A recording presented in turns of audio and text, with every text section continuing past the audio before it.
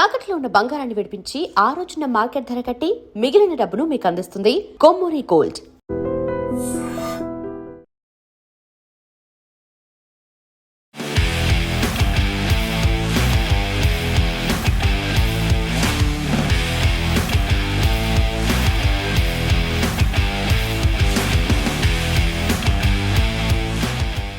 అమ్మ set properties Veeravalli బ్రదర్స్లో ఒకరైన వీరవల్లి శ్రీనివాస్ గారు మనతో ఉన్నారు. మనం అడిగి తెలుసుకుందాం 2012 నుంచి ఈ బిజినెస్ ఎలా నడుస్తోంది, ఎట్లాంటి సిచ్యువేషన్లో ఈ బిజినెస్ స్టార్ట్ చేశారో మాట్లాడదాం. హలో అండి. నమస్తే. సో మీరు ఈ బిజినెస్ లాంచ్ చేసినప్పుడు పరిస్థితులు ఎట్లా ఉన్నాయి? సో ఈ బిజినెస్ స్టార్ట్ చేయాలి అని థాట్ ఎవరికి వచ్చింది, ఎట్లా స్టార్ట్ అయింది అసలు? థాట్ అనేది అయితే మా సెకండ్ బ్రదర్, అతను వచ్చి ఆర్ట్ డైరెక్టర్. ఇలాగా అంటే నేను అప్పటికి మూవీస్ మా ప్రొడక్షన్ మేనేజర్ ఎగ్జిక్యూటివ్ చేసేవాడిని. అయితే మా బ్రదరు మన బిజినెస్ స్టార్ట్ చేస్తే బాగుంటుంది అంటే మూవీసే ఇది కూడా ఏదో ఒక వన్ ఆఫ్ ద పార్ట్ కింద ఉంటుంది అన్న లెక్కలో చిన్నగా స్టార్ట్ చేసింది. ఇది స్టార్టింగ్ అదే మన ఫస్ట్ వెళ్ళాం షాపు, అదే ఓం ప్రాదం. అంటే ఫైనాన్షియల్గా మీరు అప్పటికే వెల్ సెటిల్డే అంటే మాకు అంతా ఓకే. బట్ ఏంటంటే మనం ఎక్కడి నుంచో దూరం నుంచి వచ్చాం, ఇక్కడ అనేది ప్రూవ్ చేసుకోవాలి. ఇప్పుడు అందుకని వస్తాం వేరు, ప్రూవ్ చేసుకుంటాం వేరు. అంటే ఇంకా మాది ఫస్ట్ నుంచి జాయింట్ ఫ్యామిలీ, మేము ముగ్గురు బ్రదర్స్. ముగ్గురు ఒక పర్సన్ ఏదైనా నిర్ణయం తీసుకుంటే ముగ్గురు దానికి కమిటీ ఉంటారు అనమాట, కట్టుబడి ఉంటారు అన్నదమ్ములు ముగ్గురు. అలాగే వెనకాల లేడీస్ కూడా అలా ఉంటారు. ఓకే, అదే వాళ్ళతోనే కదా ఏదైనా కానీ ఒక ఫ్యామిలీ నిలబడాలంటే ఆడవాళ్ళు ముఖ్యంగా 100% కలిసి ఉంటేనే అవుతుంది. అవును. ఇంకా మొత్తం ముగ్గురు మాట మీద మేము స్టార్ట్ చేసాం జర్నీ. ఇంకా అది కేవీ రమణ గారు అని మా బ్రదర్ వాళ్ళ గురువు గారు, ఆయన చేతుల మీదుగా రిబ్బన్ కట్ చేయించాం. మా గురువు గారు వచ్చేది చిన్నారావు గారు, ధవల చిన్నారావు గారు, ధవల సచిన్ గారు డైరెక్టర్ ఉన్నారు కదా, వాళ్ళ బ్రదర్ అనమాట. ఆయన ప్రొడ్యూసర్ చేశారు, ఆయన కలిపి చేశారు అన్నట్టు అప్పట్లో. బట్ వాళ్ళ చేతిసాల వల్ల వాళ్ళ ఒక పొజిషన్కి ఒక రేంజ్కి వచ్చింది అమ్మ ప్రాపర్టీస్ అంటే. ఇంక వాళ్ళ ఇండస్ట్రీలో తెలియని వాళ్ళు ఎవరు ఉండరు. అమ్మ అని ఎందుకు పెట్టారు? అమ్మ మీద మా మదర్. Okay okay. అప్పుడు ఏదైనా బిజినెస్లు ఫ్రెండ్స్ కానీ రిలేటివ్స్ కానీ కలిసి చేయొద్దు, రిలేషన్స్ బ్రేక్ అవుతాయి అంటారు.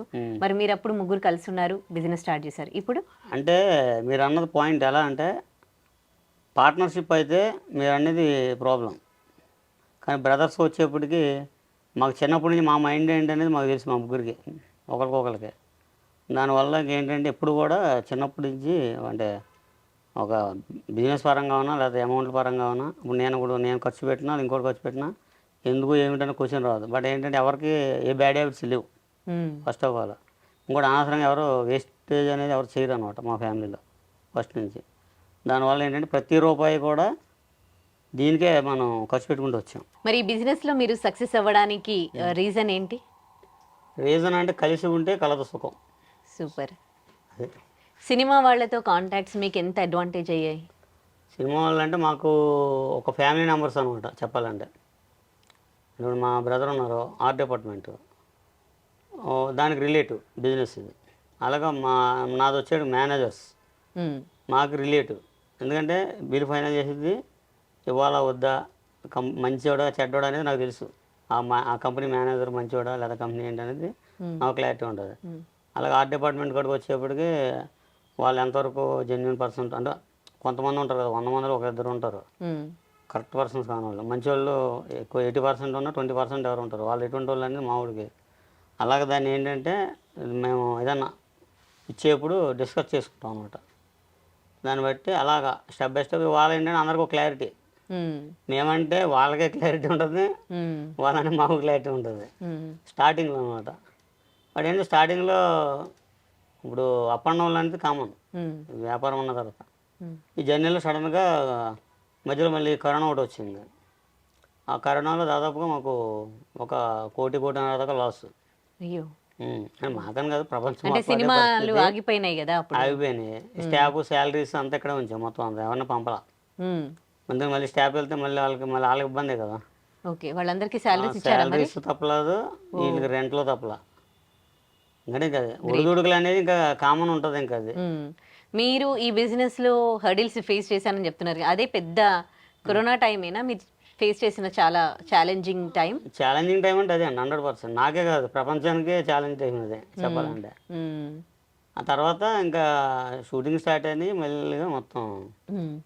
సినిమా ఇండస్ట్రీలో ఏంటి అంటే ఇట్లా కొన్ని ఎవరికి పేమెంట్స్ అనేవి కరెక్ట్గా టైంకి, కొంతమందికి, అన్ని సినిమాల్లో కాదు, కొంతమందికి కొన్నిసార్లు పేమెంట్స్ టైంకి అందవు అని. మరి ఈ సెట్ ప్రాపర్టీస్ విషయానికి వచ్చేసరికి అంటే మాకు కూడా ఉంటుందండి, అంటే బయట వాళ్ళకని కాదు, మాకు ఉంటుంది. మేము స్పేస్ చేస్తాం, బట్ బ్యాలెన్స్ ఇంకంతే. ఇప్పుడు ఒక ఫ్యామిలీ ఉంటుందండి, ఆ ఫ్యామిలీలో ఒడిదుడుకులు ఎలా పోతామంట, ఓకే అలాగే ఇది ఇది కూడా అంతే. ఇప్పుడు మన ఇంట్లో లైఫ్ అంతా ఒకే జర్నీలో ఒకే స్టైల్ అలాగే అంతమాటలు నవ్వుతూ ఉండలేము, అవును అలాగని అంతమాటలు ఎడుతూనే ఉండలేము. కరెక్ట్. ఇప్పుడు ఏమైనా ప్రాపర్టీ తీసుకుని వెళ్తారు వీళ్ళు కొన్ని థింగ్స్, అక్కడ వెళ్ళినాక డ్యామేజ్ అయింది అనుకోండి, సో ఎట్లా డ్యామేజ్ ఛార్జెస్ మీరు వసూలు చేస్తారా? 100% వసూలు చేస్తాం. బట్ ఏంటంటే చిన్న కంపెనీలు ఉంటాయి కొన్ని, అన్న పరిస్థితి ఇది ఏదంటే కొన్ని వదిలేసి ఉంటుంది దాంట్లో. ఇంకా పెద్ద కంపెనీలు అయితే ఇచ్చేస్తారు. పెద్ద బడ్జెట్ సినిమాలు ఉంటాయి, చిన్న బడ్జెట్ సినిమాలు ఉంటాయి. సో ఆ బడ్జెట్ని బట్టి మీరు ఛార్జ్ చేస్తారా, లేకపోతే ఎట్లా ఉంటుంది? బడ్జెట్ని బట్టి. బడ్జెట్ని బట్టి. ఓకే. భారీ బడ్జెట్ చిత్రాలు అయితే కొంచెం అంటే అలాగని ఉండదు, భారీ బడ్జెట్కి ప్రాపర్టీ ఎక్కువ వాడతారు, చిన్న బడ్జెట్కి తక్కువ వాడతారు. బట్ ఏంటంటే కొంచెం తగ్గించేస్తాం అన్నట్టు వాళ్ళకి రెంట్ల పరంగా. అలాగని చెప్పి వాళ్ళకి ఏంటంటే ఓవరాల్గా వాళ్ళకే తగ్గుతుంది పెద్ద సినిమాకి కూడా. ఇప్పుడు ఉదాహరణకు ఒక 50,000 రూపాయల మీటర్లు అట్టుకెళ్ళారు అనుకోండి ఉదాహరణకి, వాళ్ళకి ఎక్కువ మీద వాళ్ళకి తగ్గుతుంది, వీళ్ళకి తక్కువ మీద వీళ్ళకి తగ్గుతుంది, ఎక్కువలో అవుతుంది చెప్పాలంటే. ఇప్పుడు మీ దగ్గర ఎక్కువగా ఎప్పుడు డిమాండ్ ఉండే ఏంటి ప్రాపర్టీస్? డిమాండ్ అంటే ఎప్పుడేం వాడతారో తెలియదు ఇండస్ట్రీలో. ఎక్కువగా రెగ్యులర్గా పోయేది ఇప్పుడు అట్ ఏ టైం చాలా సినిమాలు వచ్చాయి అనుకుంటా, 2-3 సినిమాలకి, అప్పుడు ఎట్లా మేనేజ్ చేస్తారు? అంటే మేనేజ్ అంటే మా దగ్గర అట్ ఏ టైము ఇప్పుడు ఒక సోఫా ఉంది, ఏకోలో ఇంకో 2 ఉంటాయి. ఇది మా దగ్గర ఇది లేదు లేదా బయటికి వెళ్ళింది అనేది అయితే రాదు. దానికి ఏంటంటే దానికి ఆల్టర్నేటివ్ అరేంజ్ చేస్తాం అనమాట. ఆ ప్రాబ్లం అంటే మా పెద్ద ఎక్కువ ప్రాపర్టీ కదా, బ్యాలెన్స్కి అవకాశం ఉంటుంది. చిన్న షాపులకి అయితే మీరు అన్నట్టుగా స్పేస్ చేస్తారు వాళ్ళు, మాకు ఆ ప్రాబ్లం ఉండదు. ఓకే. ఇప్పుడు మీ దగ్గర ఉన్న ప్రాపర్టీస్లో బాగా హై బడ్జెట్ ఉన్న వాల్యుబుల్ థింగ్స్ ఏంటి, అండ్ తక్కువ లో బడ్జెట్లో ఉన్నవి ఏంటి, ఎక్కువలో ఎక్కువ ఉన్న సినిమా కోసం తయారు చేసినవి? అంటే ఇప్పుడు ఉదాహరణ మీరు కూర్చున్నారు కదా సోఫా, ఉదాహరణకి అది 270-3 దగ్గర ఉంటుంది మేము కొన్నప్పుడు. తక్కువ బడ్జెట్కి వచ్చేప్పటికి ఏంటంటే మామూలుగా ఇంత చూసారు కదా అల్యూమినియం ఐటమ్స్ ఆ టైప్. బట్ ఏదైనా సినిమాకి ఎలా ఉంటుందంటే అది 1000 కోట్ల సినిమా అయినా 100 కోట్ల సినిమా అయినా ఆ సీన్లో బొచ్చులు వాడాలంటే అయ్యే వాడాలి, ఈ ఉయ్యాలు వాడాలంటే ఇడు లో బడ్జెట్ సినిమా చేసిన ఉయ్యాలంటే కంపల్సరీ వాడాల్సిందే. ఇంకా దానికి ఇంకా సీన్ బట్టి వాడతారు అంతే కంపల్సరీ. లేదు ఇప్పుడు అది ఈ సీన్ కదా దీన్ని అట్టుకెళ్ళి దాన్ని అయితే యూజ్ ఉండదు అది. ఓకే. మీరు స్టార్ట్ చేసినప్పుడు ఎన్ని లక్షల బిజినెస్, ఎంతమంది మీ దగ్గర వర్కర్స్ ఉన్నారు, ఇప్పుడు ఎంతమంది వర్క్ చేస్తున్నారు, ఎంత ఎదిగారు మీరు? అంటే మా దగ్గర ఇప్పుడు ప్రజెంట్ వచ్చి మొత్తం ఒక 15 మెంబర్స్ ఉంటారు. మళ్ళీ బయట నుంచి వస్తూ ఉంటారు, పెయింటింగ్ వర్క్స్ అయినా రకరకాల వర్క్లు వాటికి. మేము స్టార్ట్ చేసినప్పుడు అయితే దగ్గర దగ్గర ఒక 5-6 crores పెట్టి ఉంటాం స్టార్టింగ్. ఇంకా అలాగే మామూలుగా ఏంటంటే మాకు ఊళ్ళో ల్యాండ్స్ అవి ఉన్నాయి, ఇంకా అవి కొద్దిగా అమ్మి అలాగా మళ్ళీ దాన్ని అంచెలంచెలుగా తీసుకెళ్ళాం. మాదైనా రియల్ ఎస్టేట్ కూడా చేస్తాం, ఇంకో బ్రదర్ రియల్ ఎస్టేట్ అవి చేస్తాడు, ఇంకా అటు ఇటు బ్యాలెన్స్ చేస్తూ ఉంటాం అనమాట. మాకు ఫ్యాషన్ చెప్పాలంటే దీంట్లో ఏదో మిగులుతామో ఇంకోటి పక్కన పెట్టినా, ఇదేంటంటే మన ఇండస్ట్రీకి వచ్చాము మనకు గుర్తింపు రావాలి, ఇది ఫస్ట్ పాయింట్. ఇది ఒక క్రియేటివిటీ బిజినెస్సే, ఇదంతా కూడా మీ క్రియేటివిటీ. అంటే ఆ రోజుల్లో ఇంత ఒక సెట్ ప్రాపర్టీస్ పెట్టి ఇది ఒక బిజినెస్ లాగా పెట్టి రెంట్కి ఇవ్వాలన్న థాట్ వచ్చింది అంటే గ్రేట్. మా సెకండ్ బ్రదర్, కానీ మెటీరియల్ ఎక్కువ పర్సెంటేజ్ పర్చేజ్ చేసింది మా లాస్ట్ బ్రదర్. అదే రామ అని చెప్పాను కదా, రామారావు, అది ఎక్కువ పర్చేజ్. ఈ నేము కానీ లేదా ఇప్పుడు ఏదన్నా డిజైనింగ్ ఇలా కావాలి లేదా ఇది మొత్తం అన్నీ కూడా క్లారిటీగా ఎక్స్ప్లెయిన్ చేసి ఇలా చేద్దాం అని చేసేది సెకండ్ బ్రదర్. పర్చేజింగ్ అయితే మొత్తం లాస్ట్ బ్రదర్. ఓకే. ఇప్పటికీ పర్చేస్ చేస్తూనే ఉంటారా? ఇప్పుడు ఎప్పుడు పోతా ఉంటాయి, మళ్ళీ అలా ఫిల్ చేయకపోతే ఖాళీ అయిపోద్ది. మీ దగ్గర ఎన్ని జనరేషన్స్ ఐటమ్స్ ఉన్నాయి? మీకు దగ్గర 100 ఇయర్స్ నుంచి ఈ జనరేషన్ వరకు ఉంటుంది. 100 ఇయర్స్ నుంచి. ప్రతి ఐటమ్ ఉంటుంది మా దగ్గర. Brass, aluminium, would, hmm.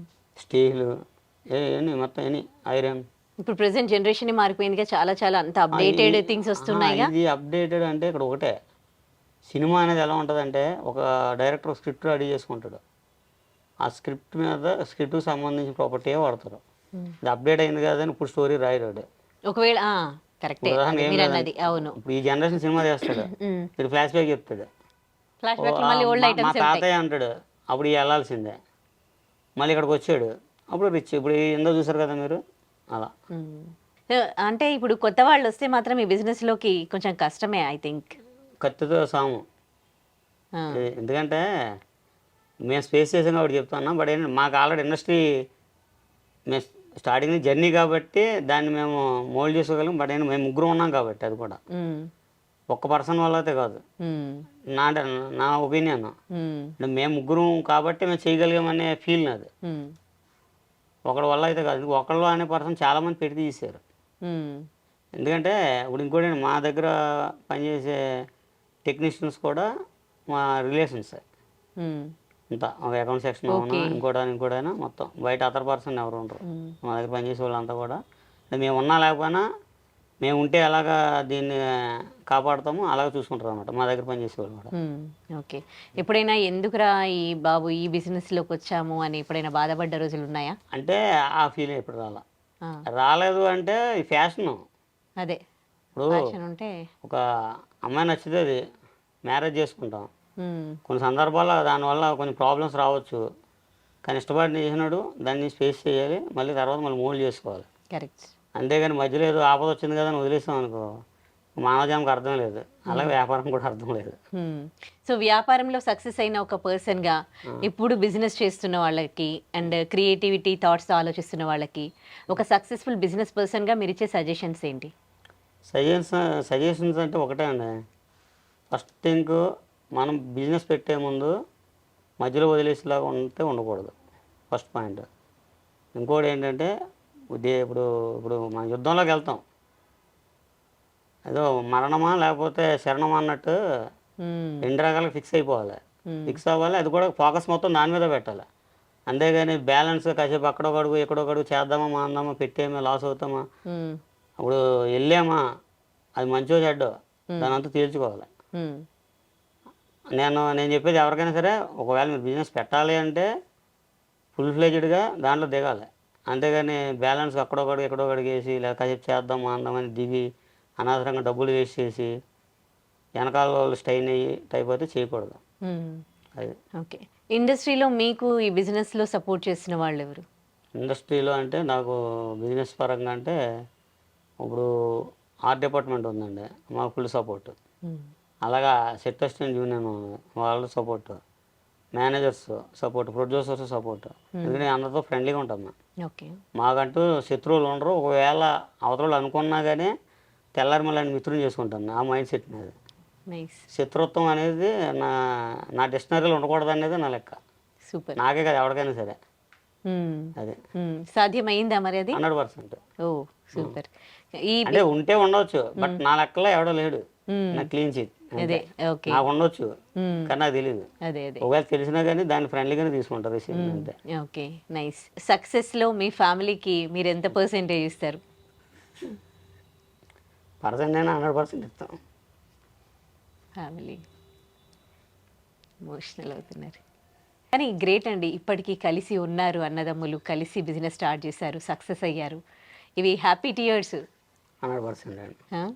Me family గురించి చెప్పినప్పుడు నేను షాక్ అయ్యాను. ఈ రోజుల్లో ఎంత బాగా ఇప్పటికీ ముగ్గురు అన్నదమ్ములు కలిసి కింద కూర్చొని భోజనం చేయడము, మీరు చెప్పిన ప్రతి ఒక్క విషయం నాకు గుర్తుంది.